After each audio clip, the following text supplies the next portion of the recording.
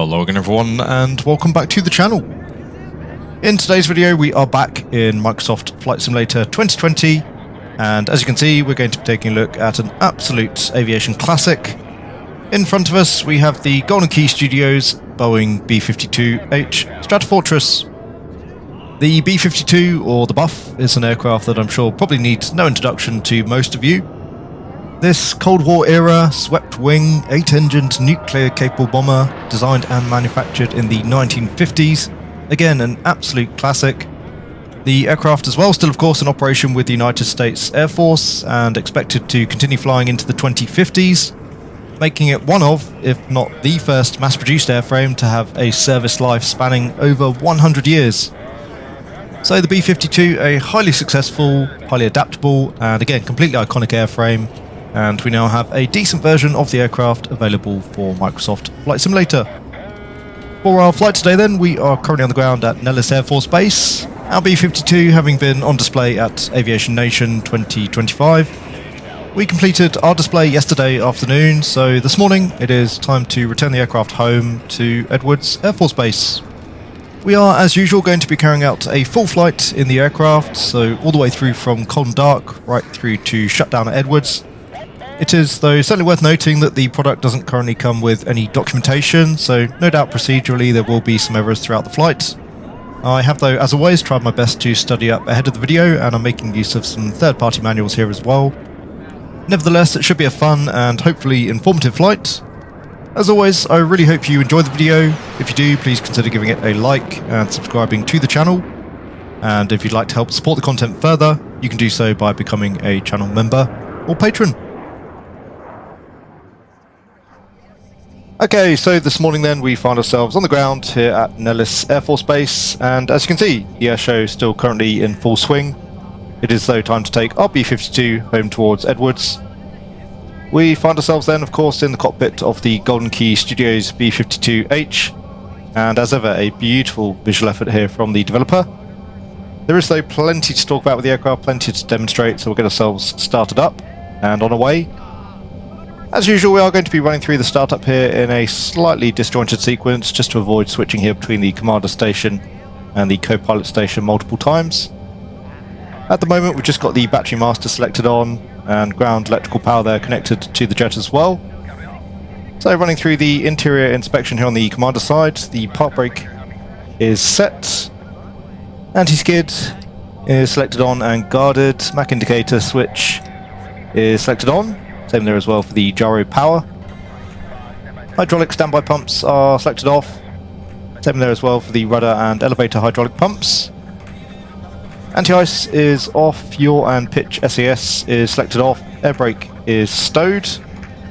Crosswind crab indicator showing 0 and selected through to 0. The crew oxygen here on my side, that is checked. We'll select that on. And for the nav lights coming up to the overhead panel, we can set those through to steady. No switch sounds there for the nav lights. Most of the cockpit controls do have switch sounds, but there are a couple of things missing, which is always a little bit of a bugbear of mine. Anyway, for the before start checks down on my side, for the flight controls, we'll carry out a flight control test, so taking the rudder and elevator hydraulic pumps on. And we'll carry out a flight control check here in coordination with the ground chief. So we've got full up, full down, and neutral, full left, full right, and neutral, and on the rudder, full left, full right, and neutral. Trims are set through to neutral. The rudder and elevator hydraulic pumps can come off. We'll take the standby hydraulic pumps on now. And you can see there all of the respective systems are powered. We'll get the flaps in.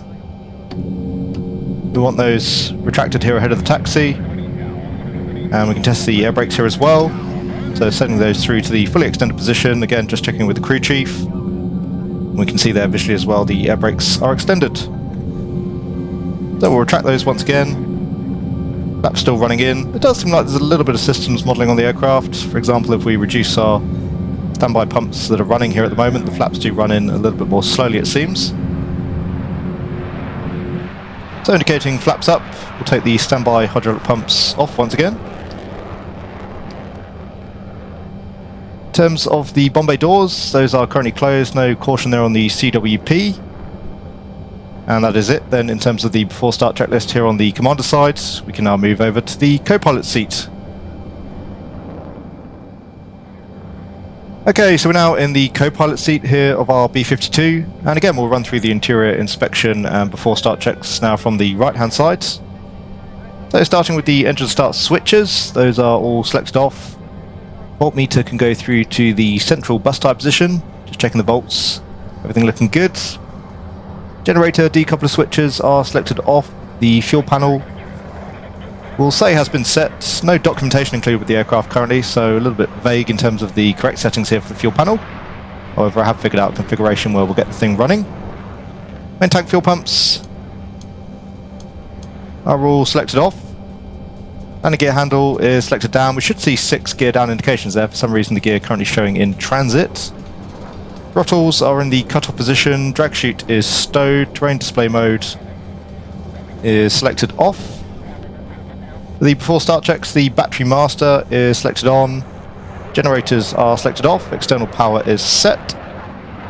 Oxygen now on my side checked and selected on. And for the fuel quantities, we just filled up the main tanks here of the aircraft. We've got about 3,500 pounds there in the left main, about 45 in the left inner main, and same on the right. 4,500, 3,500, giving us a total fuel on board at the moment of around 150,000 pounds. And that's put us near enough at max takeoff weight here. About 220 metric tons today for the takeoff. In terms of the start checks then, the park brake once again is set. Battery master once again is selected on, just confirming that the generators are selected off. Main tank fuel pumps can now go on. It is worth noting, guarding up the switches doesn't close them. I presume in reality that they would be closed up, so a little bit of a modelling error. The main fuel pump switches are on and guarded. Doors and hatches, just confirming again with the ground chief, are closed. Nothing there on the CWP. We'll just leave the DV windows open. We'll talk a little bit more about that perhaps later on. Anti-collision lights, again up on the overhead panel. We can take that through to on. And again, just confirming the throttles are in the cut-off position. That is the start checklist complete. In terms of the start sequence itself then, the start selector can go through to pneumatic. Fuel enrichment valve will set through to open. Same as well here for the pneumatic manifold valve. We'll be starting the number 4 engine first. I'll show you the full startup process. It is rather interesting here on the B-52. And again, this is as best I can figure out using the documentation available from other add-ons. So again, starting the number 4 first, the start switch will set through to start. And coming down to our rank of engine gauges, you can see there RPM coming up. We'll wait until we're through around 25% here on the fuel.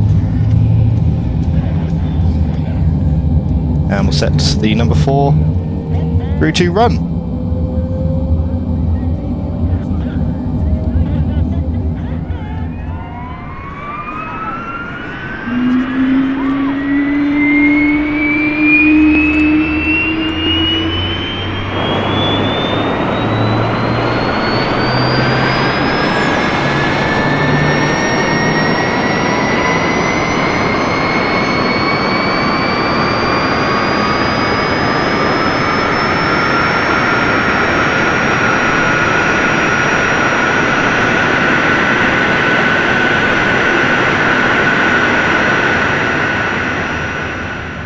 Okay, so we do now have a good start here on the number 4. It is stable. We'll take the start switch off. We're going to be starting the number 5 next, and it seems as though, again, from the documentation I've found, that the B-52 here makes use of a crossbleed start. Then we need to bring the number 4 up through to 85%. Slowly bring in the power.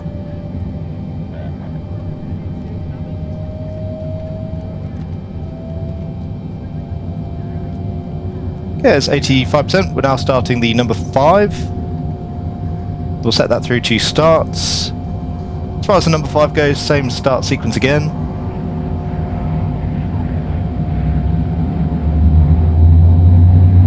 So just waiting on 25%, which we have. Number 5 into the run position. There's our light off. Engine sound's not great. The sound's definitely one of the weaknesses of the aircraft. Of course, we'll take a look at all of those here as we go. So good start there on the number 5. We can get rid of the start selector once again. Number 5 generator can go on. Of course, now powering the aircraft electrically. And again, we want to come through to 85% here, apparently, on the number 5 engine. So we'll just match that up here with the number 4. I don't know whether or not this start process is accurate. It's going off the Captain Sim B-52 manual. So number 4, number 5, both looking good, and I believe, again, just going off the documentation I've seen, we can now start the remaining engines all in one go. Presumably that's why we need the high RPM here on the number 4 and 5. For the bleed air availability, the remaining 6 engines. Once more then, just coming through 25%, we'll take fuel on number 1, 2, 3, 6, 7 and 8.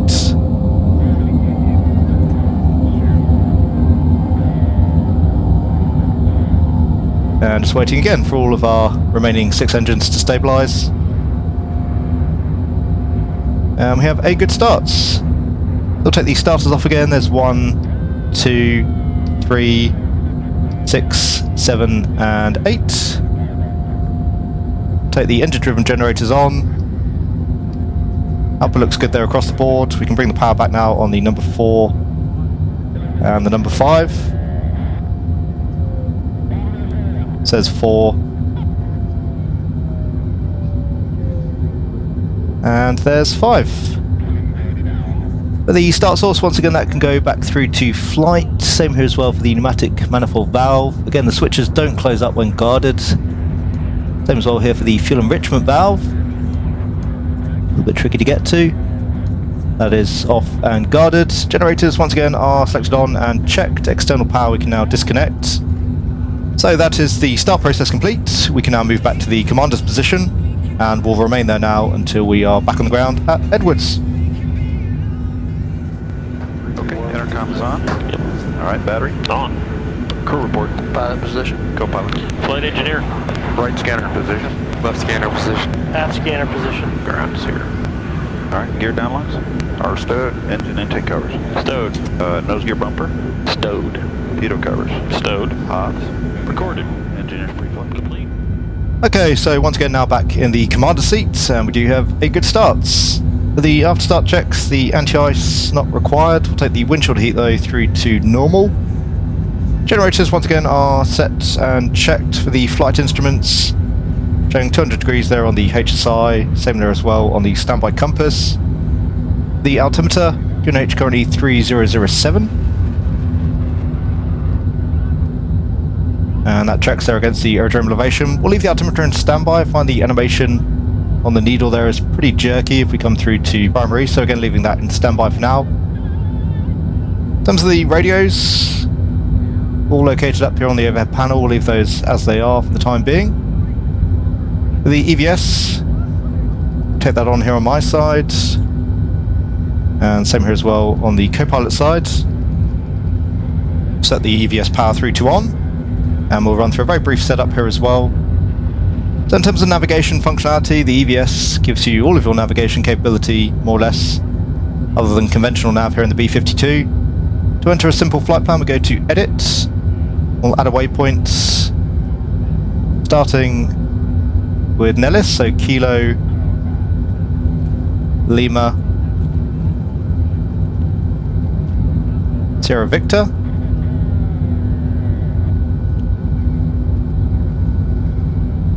And we have Kilo Lima Sierra Victor. For some reason that doesn't auto-fill on the first entry. We'll next though add the Las Vegas VOR, and you'll see that Nellis will then be filled in the correct field.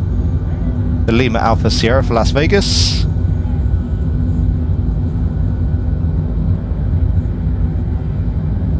That's checked, and as you can see the flight plan now fills in correctly. I'm not sure whether or not that's a bug.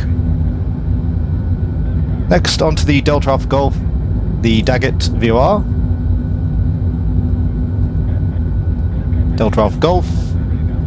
And finally on towards Edwards, which is Kilo, Echo, Delta, and Whiskey. Cycling through there the long way around. There's Edwards. They've got Nellis out towards Las Vegas, Daggett, and then Edwards. We'll hit apply. The route is now entered. We'll go to next. In terms of the mode, we'll switch through here to EVS navigation. We've got Las Vegas there as the active waypoint. Now we'll just come out on the range. We'll go for a range of about 20 miles. You can see there we have Las Vegas. We'll talk through a little bit of navigation here as we go throughout the flight. In terms of the hydraulics, the rudder and elevator hydraulic pumps can go on. And lights are out. Stab trim, we'll leave it 0. The stab trim is set. Cabin pressurization is set. Bomb doors, we'll just carry out a test. Bomb doors indicating open. Closed up once again, no caution there on the CWP. The steering ratio, we'll set that through to taxi. Flaps, once again, just confirming those are up for the initial stages of the taxi. The taxi lights can go on. So, just confirming with the crew chief, we are now ready for the taxi. Part brake can come off. Bring out the thrust on those 8 TF33s, and we'll get ourselves underway. So, making a left turn here initially. Straight out towards the holding point. The B-52 does feel sufficiently heavy on the ground and really does tend to bog down in turns as well, so you've got to be pretty careful in terms of your steering input. Got about 50% deflection here on my rudder pedals currently in the aircraft, as you can see. Rather bogging down here in the turn.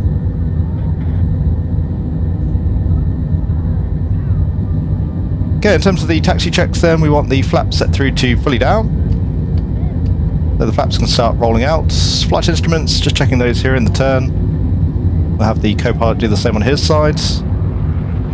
Radio altimeter. We'll bug 200 feet. So radio altimeter is on and set.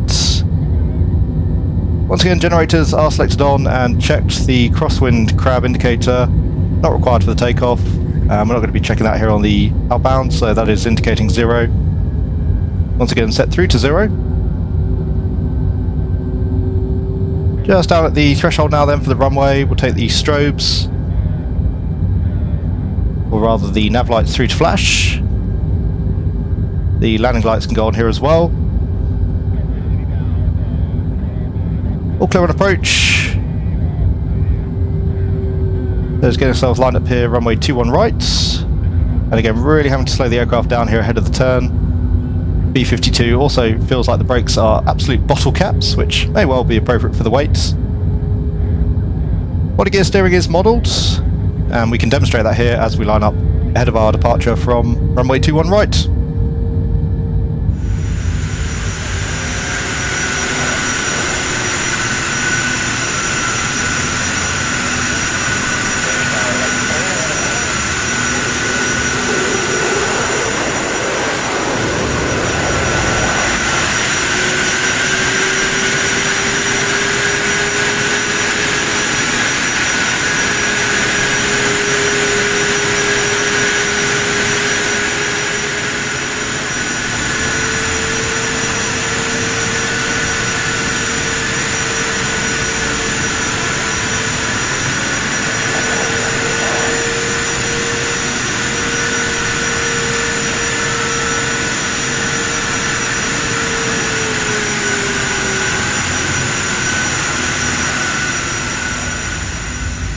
Okay, so we are now lined up here on runway 21 right, just to see before takeoff items left to go.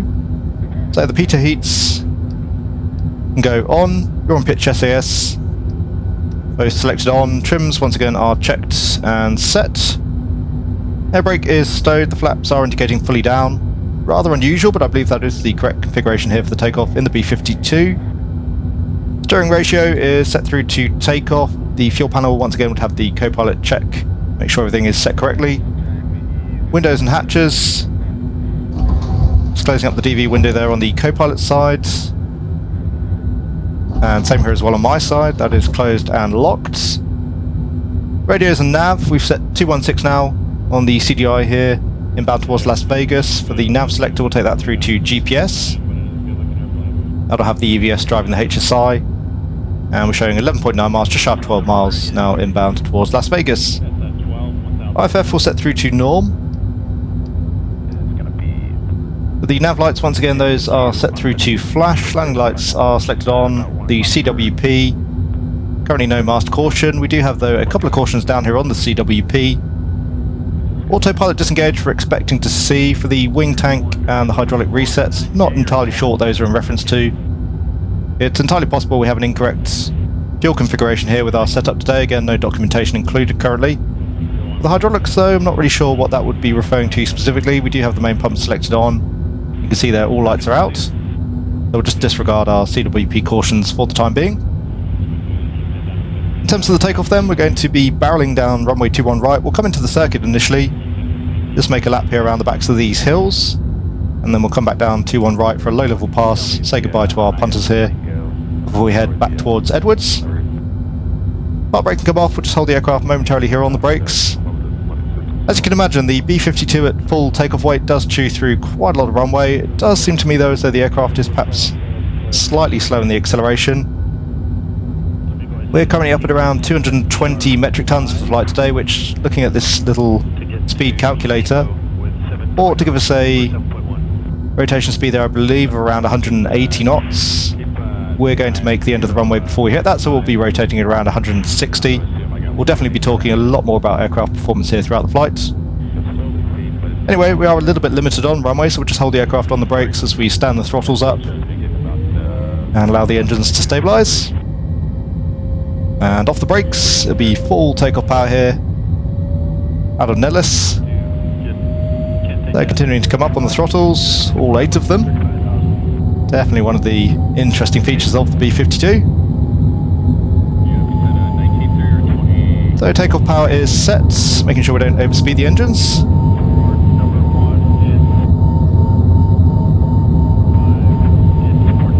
There's 100 knots. So acceleration seems reasonable initially. It's that latter stages of the takeoff where the aircraft doesn't seem to pick up speed very quickly. That may be true to life. Again, we are very heavy. Just approaching 150. Again, we'll look to rotate around 160. There's 160 back on the yoke. The aircraft does feel suitably heavy in pitch during the rotation. Airborne, and we do have positive climb. We'll tap the brakes, bring up the gear.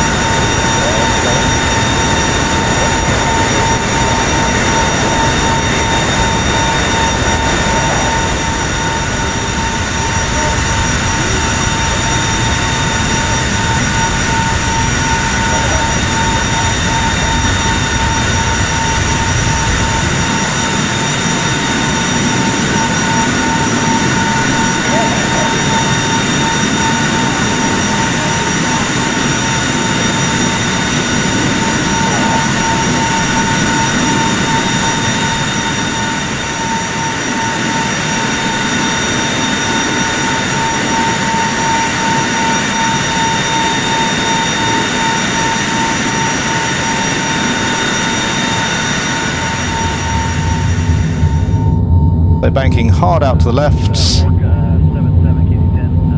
Just putting the B-52 here through its paces before we depart out. It's going to be a much more sedate arrival into Edwards. They're about 30 degrees here on the angle of bank, holding about 180 knots. We can start retracting the flaps.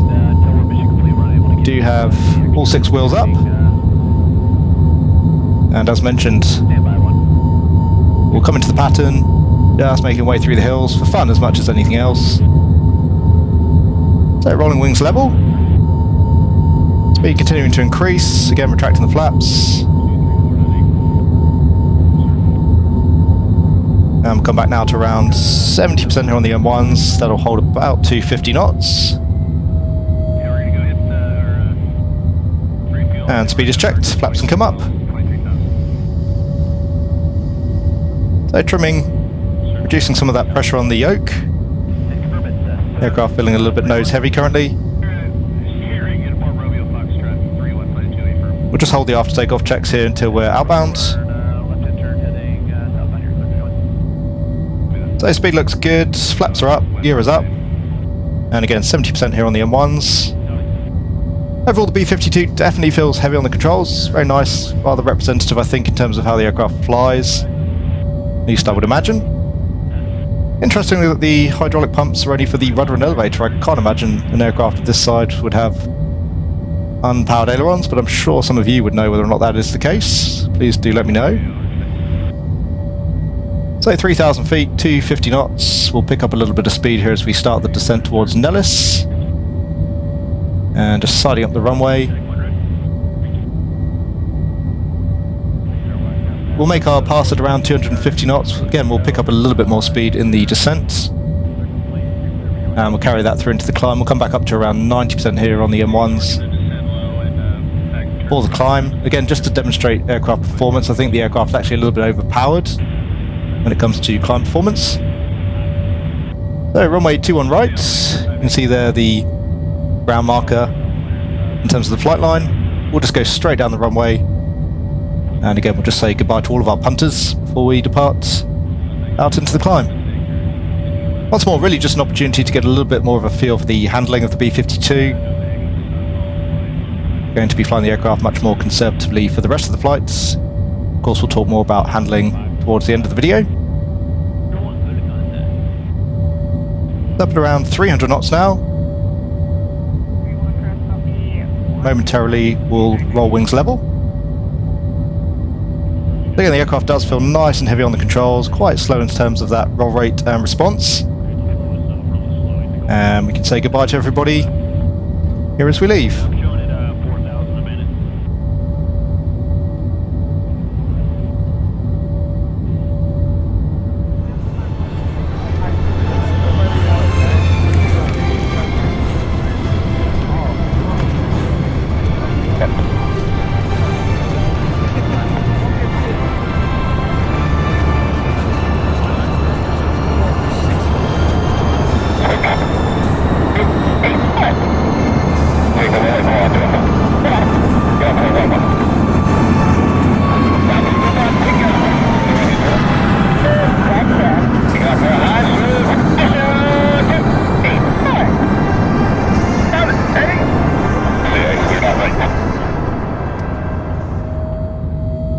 Okay, so tracking now for Las Vegas, just using the EVS map there for guidance.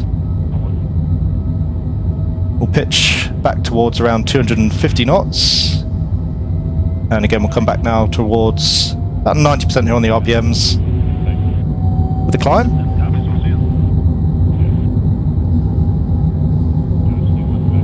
So nicely established, coming up through 5,000 feet for the after takeoff checks. Then the gear is up, lights are out.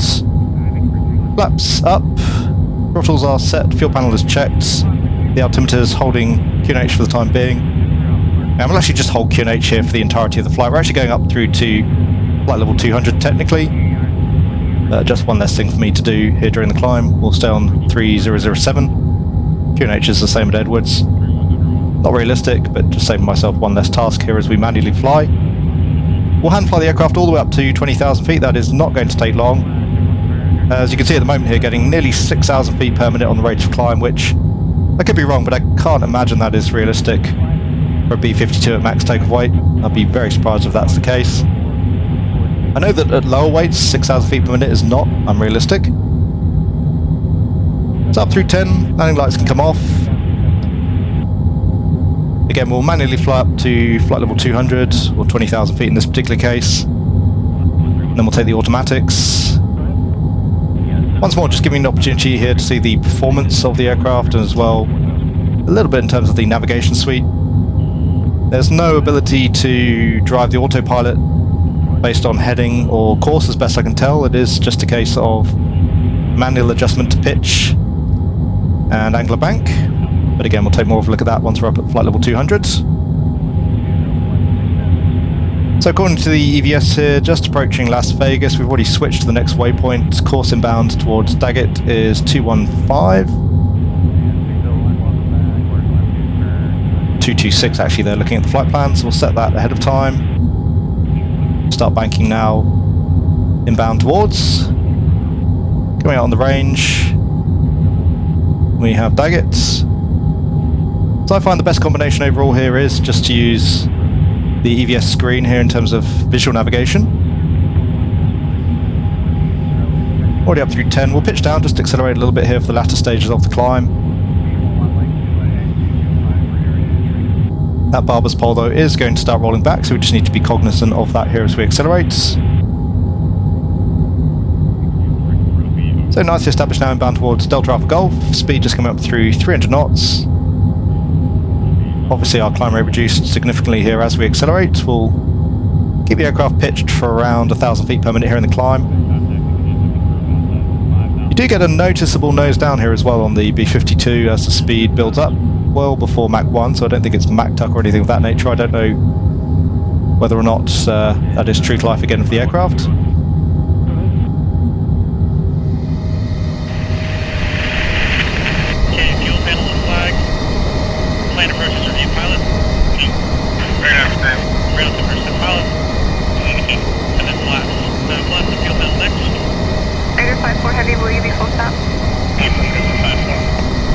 Clear down to 22 crew. Not visual to runway. Okay, so just getting ready to level off. We'll trim first, of course, before we engage the automatics.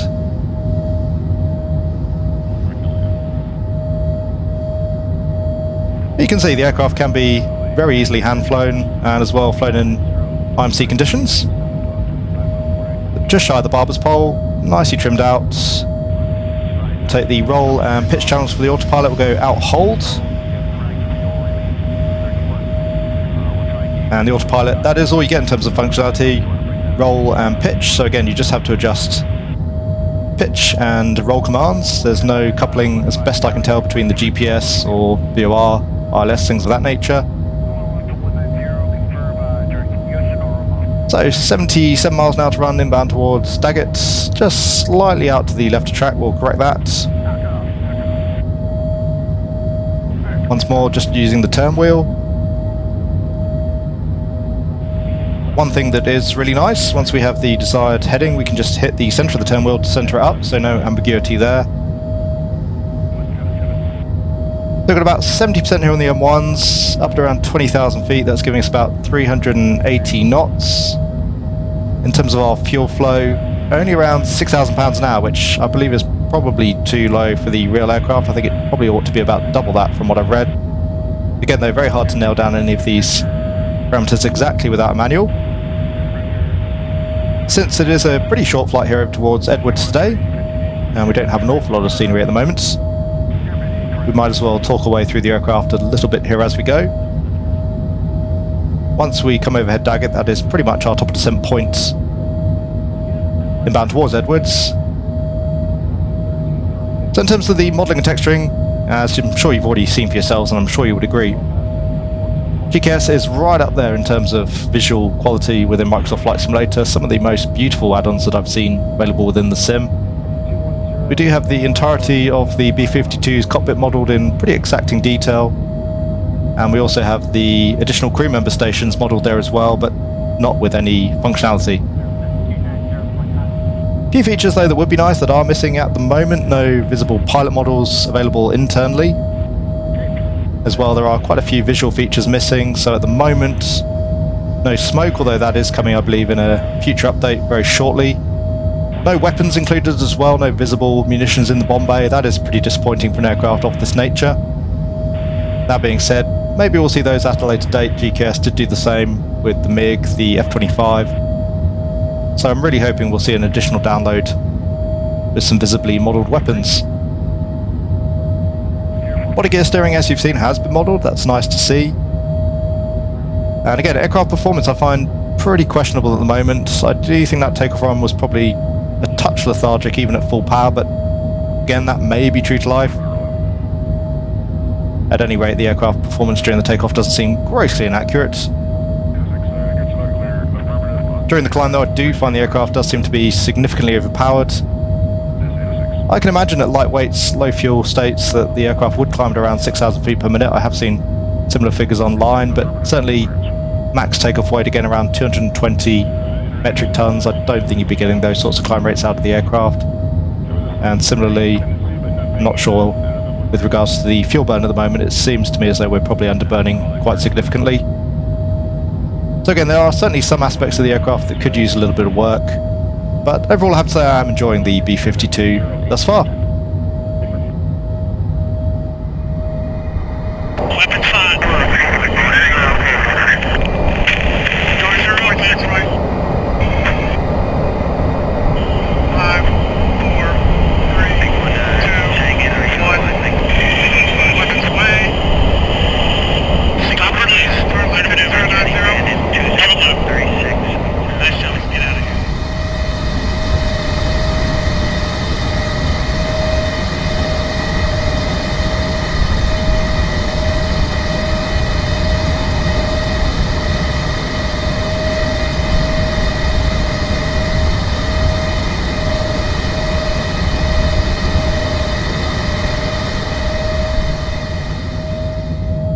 So just coming up on around 40 miles now towards Daggett.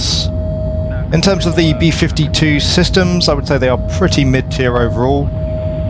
It is really nice to see that almost every switch, every control here in the cockpit is clickable, but it's pretty questionable how much functionality is associated with many of those switches. For example, on the hydraulics panel, again, you can select the various pumps, and you will see the various indications illuminate as you might expect, but there are a lot of switches that I think, again, you can click on them but you won't see much in terms of systems response. And the systems do feel pretty baked in, if that makes any sense. There's no nuance to any of them. For example, here, as you can see, all 8 of our TF-33s are burning the exact same rate, same RPMs, same temperatures. So systems depth, good enough. It would have been nice to see a little bit more, but certainly versus the competition, the other B-52 available, of course, is the M-Scenery B-52, and needless to say, the GKS version is leaps and bounds ahead. Autopilot coupling, I think we've already talked about a little bit. It is very basic, so be prepared for lots of manual input, but there is certainly enough there to get you from A to B in a very precise fashion, again, if you're willing to put in the work. And as well, we'll take a look coming into Edwards, there is limited ILS capabilities as well. Same as well with the navigation options. Really, you are just looking at the EVS, although we do also have TACAN and VOR. We'll tune up the Edwards VOR here ahead of the approach. So for the ILS 32 right, it's 110.1. We'll take the VHF nav on. Again, we'll take a look at that during the approach. There is a very basic options menu. I don't like the fact that they've put the options symbology. That should just be a blank click spot. And in terms of the available options, they are pretty basic. So we can choose the engine start type. We can do a starter cartridge start or a ground start unit. We went with ground start unit today. A little bit of a misspelling there on the menu. You can also choose between ready to taxi and cold and dark states. And as well, you can select modern avionics. I don't believe that has any functionality currently. You can also reload the drag chute and sync up the MFDs just to save a couple of FPS. So again, a pretty basic menu, not too much to state there overall. About 20 miles now towards Delta Alpha Golf.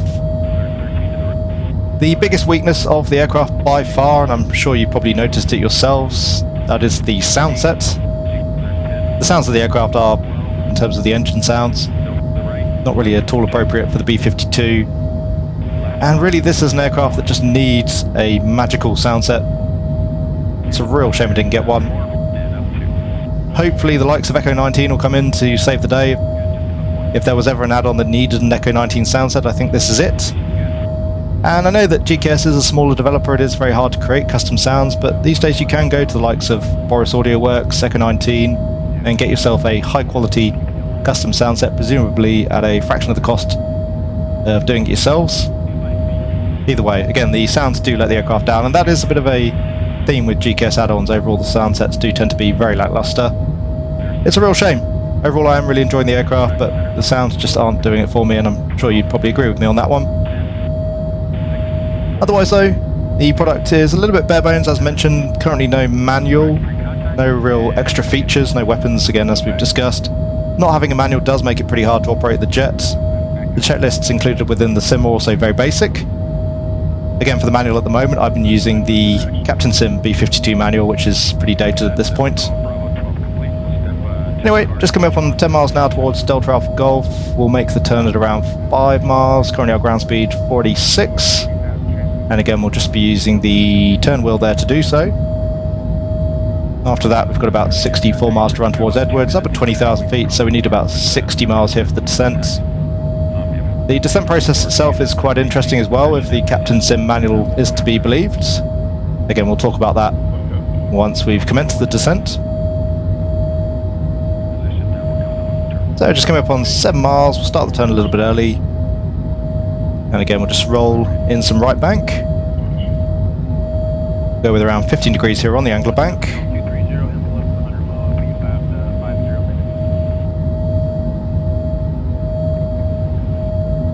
Hopefully at least you've got a good idea now for the operation of the aircraft. Again, all just turn and bank, pitch, we'll talk about during the descent. So inbound course now is just waiting to come over the waypoint. 3 miles to run. And looking at 265. That's 265. Again, it does look as though the EVS is driving the CDI bar. And we've got about 60 miles now to run. We'll just wait until we've rolled out. Then we'll put the aircraft into a descent. Looking good. So we'll centre up the turn wheel once again. And in terms of our descent then, we'll take the pitch channel out. And we can use the inbuilt sim functionalities here in terms of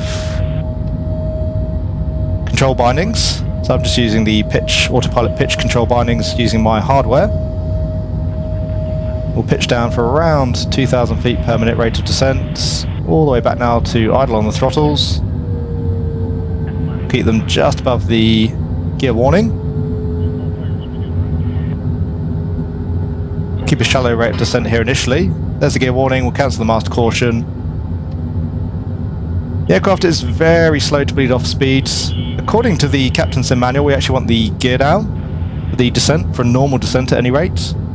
Going to try and avoid doing that here today, obviously that's quite a bit of drag. We'll just keep the speed up for the time being. They're maintaining around 380 knots. That barber's pole is going to start to climb again, and as it does, we'll keep increasing that rate of descent. In terms of the descent checks then, the EVS is checked and set. The radios, once again, we've got 110.1 tuned up, VHF nav selected. We'll switch over to ILS later on. Fuel panel is set, anti-ice, we've got the nacelle anti-ice selected on. Landing gear, again, we're going to hold that for now, although according to my checklist it should be down. Throttles are idle, air brake as required. We might just take the first stage of the air brake here, just to give us a little bit more drag. That speed is now rolling off, so we can increase that descent rate. We've still got quite a bit of altitude here to lose, and we are slowly starting to lose our track miles. 448 over the ground, so we need about 2,000 feet per minute. Just a little bit more to maintain a 3-degree slope. We'll go with around 3,000 feet per minute for now. We are a little bit high.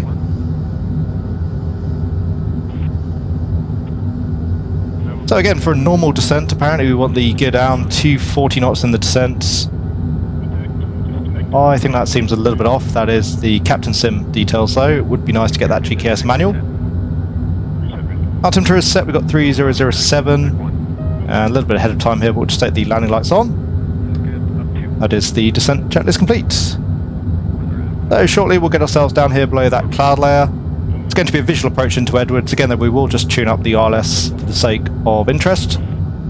We'll actually be picking up Route 66 inbound towards Barstow, a little bit of an historic route, and we'll track that in for Edwards, runway 23 left. MSA to the southwest of 2600, to the, all the sectors 24. If there's no questions, that's your pilot. Primary 11384, radar. Lights are on, altimeter set 2992 for now, pilot. Plan approaches review, pilot.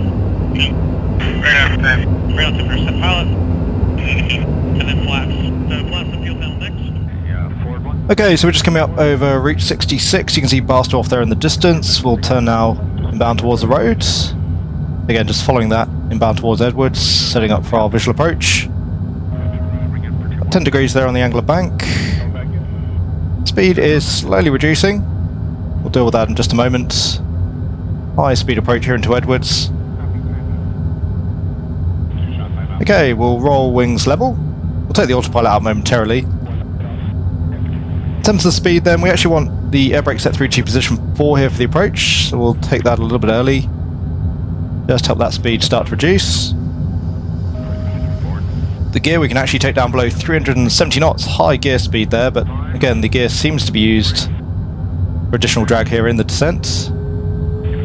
Just start feeding in a little bit of power, making sure that speed doesn't roll off too rapidly. 8,000 feet, 20 miles to run. We are still a little bit high, but that's going to be easy to correct. And we should have Edwards here, visual with the runway just out at 10 o'clock. So we'll keep reducing that vertical speed, bringing the speed now back towards around 300 knots. Again, we got Route 66, I believe, off the nose, and Barstow there as well, which both pretty historic locations. As mentioned, we'll just track the road till we're visual with the runway. So once again, we have 110.1 tuned up. We'll select now ILS on the nav selector.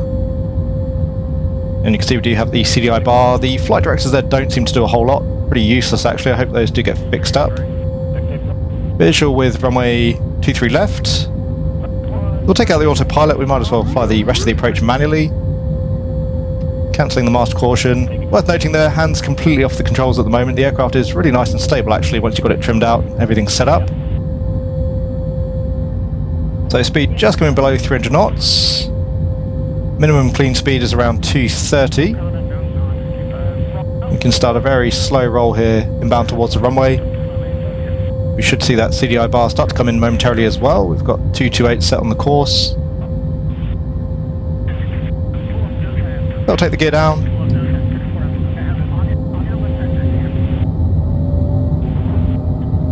Hitting in some thrust. We have 6 gear down indications, 5,000 feet, taking about 12 miles to run. The aircraft a little bit nose heavy, so again, a little bit of aft trim. And we'll let that speed continue to roll off. Once we're around 230 knots, we'll start taking the flaps.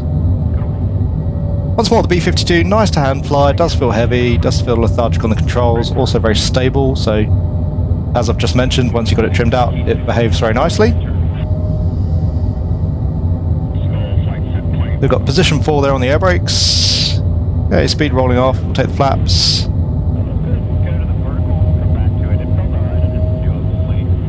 So once again, you can see the air brakes there are extended. Really nice view there as well with those 4 TF-33s. Definitely a very cool aircraft, the B-52.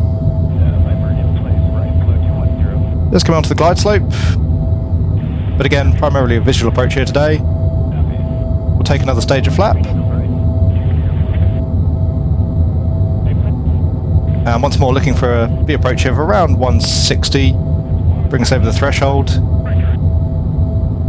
On speed, we'll go full flap.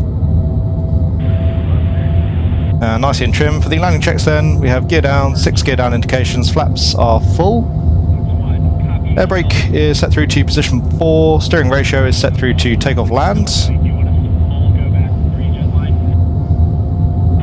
Crosswind, crab indicator, again 0. No crosswind here today, I'm also not entirely familiar with the system at the moment.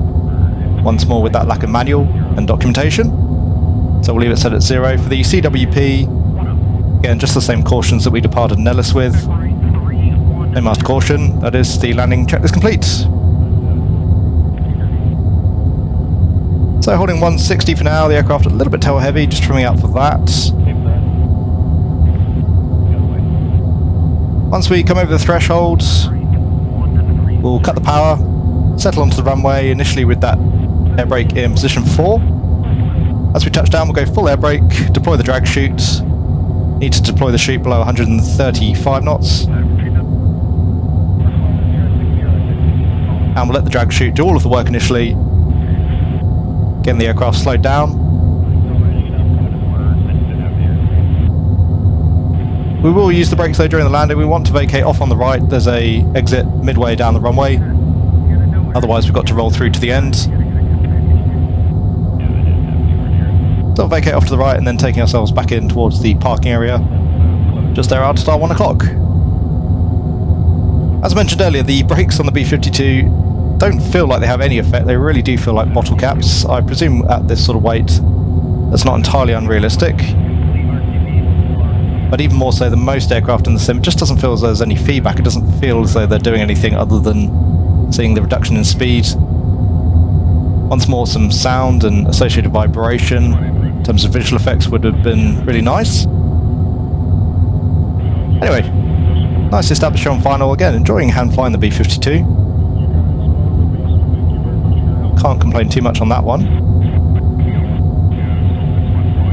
So established there on the glide slope, there as well on the localizer. As I mentioned, those flight directors don't seem to do a whole lot. Good on the speeds. So just very minor control inputs needed. The aircraft does feel nice and wallowy on the controls, not overly responsive.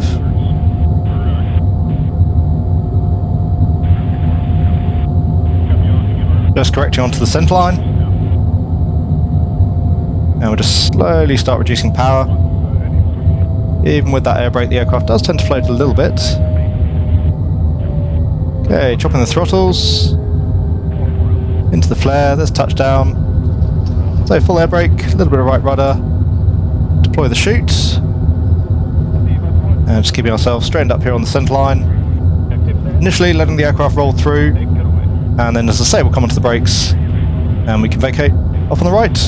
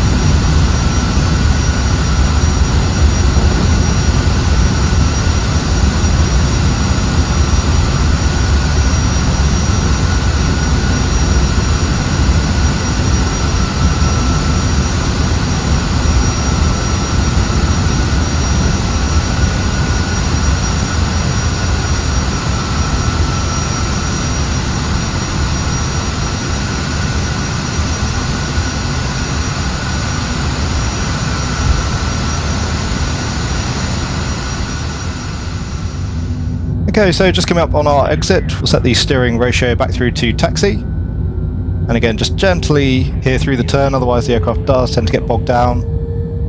Needing quite a bit of thrust here as well to get us around the corner. Just wait until we've got ourselves straightened up here on the taxiway, and then we'll run through the after landing checks.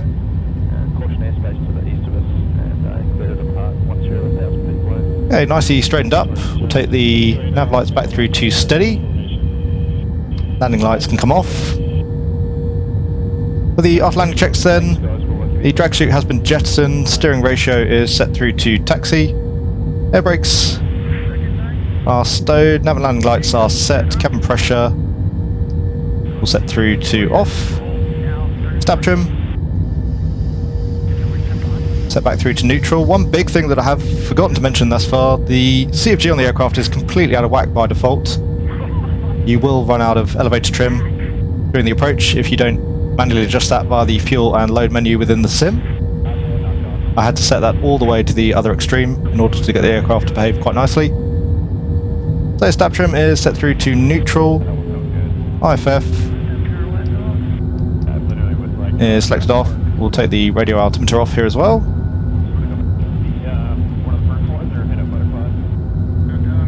Flaps are set through to full, and approaching the bay now, we'll take the taxi light off.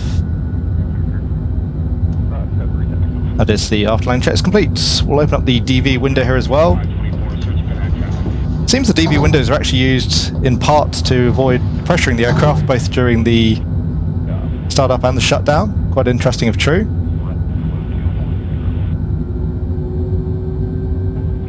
We're going to get ourselves parked up next to the Lancer here.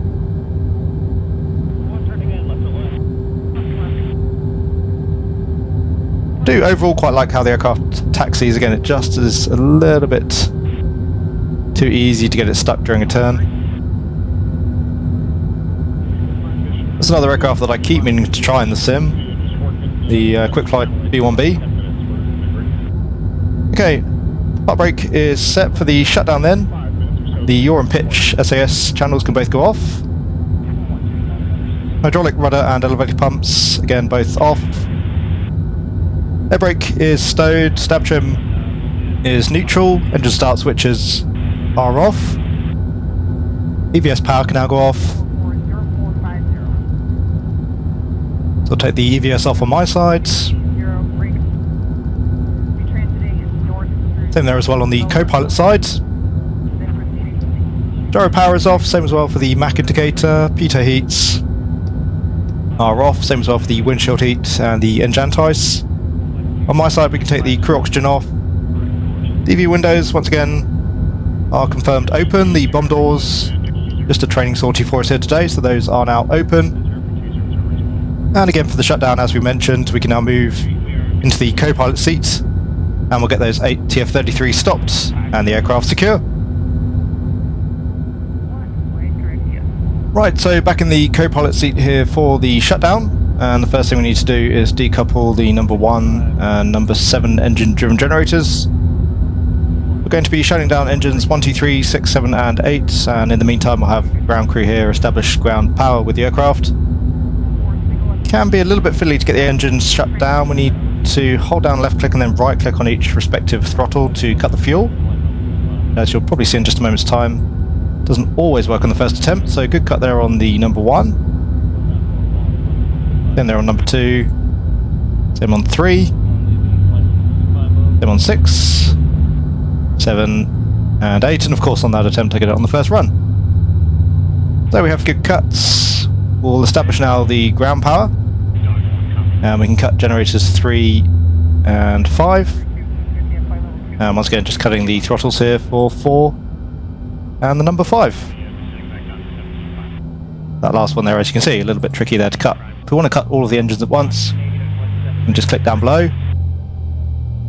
So we have 8 good shutdowns. The main tank fuel pumps, we can now take those off. Crew oxygen on my side is selected off. The anti-collision light is selected off, and that is the shutdown checks complete. We're on the ground at Edwards. So there you go guys, I do hope you enjoyed our outing in the Golden Key Studios Boeing B-52. I think we've already discussed and demonstrated most aspects of the aircraft here throughout the flight. So for the final few minutes of the video here, I'll just summarise my thoughts on the product. Starting with the modelling and texturing, not a whole lot to say there really. I think it's quite clear that Golden Key Studios does do some of the best visual work available for Microsoft Flight Simulator. The buff looks beautiful both externally and particularly internally. External textures are a little bit too clean for my liking. As well, some of the PBR materials tend to give the B-52 a little bit of a plasticized look. Internally though, an absolute masterpiece. Every switch, every dial, very nicely modelled, smooth animations on the gauges. PBR materials look very lifelike. Overall, the cockpit of the B-52 does feel very authentic. With regards to the flight model, again I do enjoy how the B-52 flies. As I mentioned though, in terms of the aircraft's actual performance, I do find that to be rather questionable. Bearing in mind, once again, for our sortie today, we were flying the aircraft right up at max takeoff weight. It seems to me highly unlikely that we'd be getting those sorts of rates of climb out of the aircraft. In terms though of the actual handling characteristics, quite a lot seem to align between what I read around online and in various manuals versus what I experienced within the sim. Systems modelling, as I've already mentioned, somewhere at the upper end of mid-tier. Every switch, every control more or less is modelled and clickable, and again there are at least some surface level systems effects. Many systems have been modelled. For example, if you want to try and carry out a cross-bleed start, you do need the pneumatic manifold valve open before you can do so. We touched a little bit on the hydraulic systems, and again there is working body wheel steering, working cross-crab correction. So again, decent systems modelling overall. The systems that are particular to the B-52 do seem to have had some attention. But as I've already mentioned, it does feel to me as though a lot of the systems modelling is very surface level. So again, there are plenty of switches that you can click with very limited or no associated effects. And likewise, no nuance there in terms of engine modelling or anything of that nature. Aircraft sounds, as I've already discussed, are the big letdown here for me, unfortunately. This does seem to be a recurring theme or problem with GKS's output. Once again, for a smaller dev, I do appreciate that it is very hard, very costly as well, to come up with custom sound sets. I think though for an aircraft as iconic as the B-52, I would assume this aircraft's going to sell a decent number of units. Again, I would have thought it's worth going to the likes of Echo 19 or someone like Boris Audio Works, trying to get a custom sound set laid down for the add-on. For me, at the moment, the sounds really destroy quite a bit of the enjoyment, unfortunately, with the product. Obviously, the main issue being the engine sounds. For me, it just sounds as though you've got 8 APUs running throughout the flight. Overall, cockpit ambient sounds are acceptable, and most controls and switches are modelled in terms of soundscape. Again, just a few missing, so a few things there that need touching up. More cockpit ambient sounds would have been nice. I think this aircraft would really benefit from FS Realistic. But again, really it's just the engine sounds that need a complete overhaul. Product extras, it has to be said, are rather weak as well.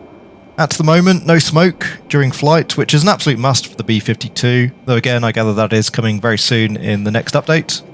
No visible weapons, which again is rather disappointing. As I mentioned, previous GKS products have been moddable via a downloaded file with weapons, so hopefully that'll come as well in a future update. This iconic bomber without any bombs just seems like a real shame. Similarly, no option to display any internal crew, which I think would have been a nice addition, just adding to that immersion all the more so. Only 3 paint schemes included with the add-on, which is a little bit weak for the price. And so far as I can tell, not many third-party repaints coming about at the moment either. Similarly, quite a few details that could have used some extra attention. For example, the fuel doesn't seem to load correctly in sequence, and via the in-sim fuel and load menu there's actually no payload station available for weapons. So if you do want to load the aircraft up, you're doing that via the pilot stations. You'll end up with some very heavy pilots. That, as I mentioned during the flight, will throw your CFG out of whack, so you've got to completely correct that yourself as well. Basically, the weight and balance, the payload stations of the aircraft, again, need somewhat of an overhaul. Product documentation is currently non-existent. Again, that is promised at a later date. But as with the lack of smoke effects, as I mentioned before, it does bother me when devs put out a product knowing full well that there is still work to be done. And I don't think smoke effects on the B-52 or documentation for such a complex aircraft are particularly trivial matters. Nevertheless, I was just about able to get by, again using some of Captain Sim's older documentation and reading around a little bit online as well.